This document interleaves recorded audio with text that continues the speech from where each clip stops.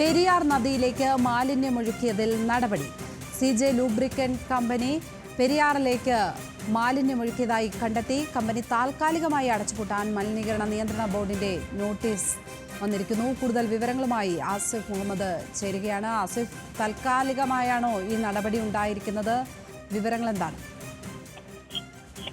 ലക്ഷ്മി, തീർച്ചയായും നിയമപരമായി ഒരു നടപടിയുടെ ഭാഗമായാണ് താൽക്കാലികമായി ഇപ്പോൾ അടച്ചിടാൻ കൽപ്പിച്ചിരുന്നത്. പക്ഷെ 15 ദിവസത്തിനകം അതൊരു തൃപ്തികരമായ മറുപടി അല്ലാത്ത പക്ഷം അത് പൂർണ്ണമായ രീതിയിൽ അടച്ചിടുന്നതിലേക്ക് കാര്യങ്ങൾ എത്തും.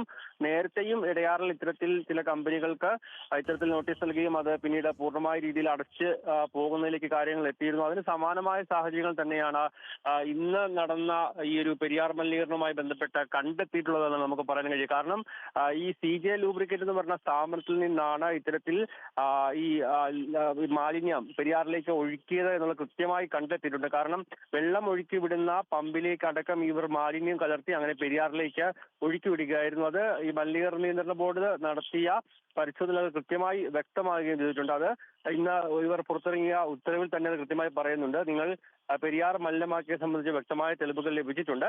പക്ഷേ ഒരു നടപടിയുടെ ഭാഗമായി 15 ദിവസത്തിനകം വിശദീകരണം നൽകാൻ ഉള്ള ഒരു സാവകാശം ഇപ്പോൾ നൽകിയിട്ടുണ്ട്. അതുകൊണ്ടാണ് ഈ 15 ദിവസത്തേക്ക് കമ്പനി അടച്ചിടാൻ നിലവിൽ ഉത്തരവ് നൽകിയിട്ടുള്ളത്. ഗുരുതരമായ നിയമലംഘനമാണ് ഈ കമ്പനി നടത്തിയത് എന്നാണ് മലിനീകരണ നിയന്ത്രണ ബോർഡ് ഇപ്പോൾ ഈ ഒരു ഉത്തരവിൽ പറയുന്നത്. കാരണം ഈ പെരിയാറിലെ മത്സ്യങ്ങൾക്കടക്കം ഭീഷണിയാകുന്ന തരത്തിലാണ്, ജലജീവികൾക്കടക്കം ഭീഷണിയാകുന്ന തരത്തിലുള്ള മാലിന്യമാണ് ഇത്തരത്തിൽ ഒഴുക്കിയത്. അത് എല്ലാ തരത്തിലുമുള്ള നിയമങ്ങൾ ലംഘിക്കുന്ന തരത്തിലുള്ള ഇടപെടൽ ഉണ്ടായിട്ടുണ്ട്. അതുകൊണ്ട് 15 ദിവസത്തിനകം കൃത്യമായ ഒരു വിശദീകരണം നൽകണം. അതുവരെ ഈ കമ്പനി ഇപ്പോൾ താൽക്കാലികമായി അടച്ചിടാനും ഉത്തരവിട്ടിരിക്കുന്നു.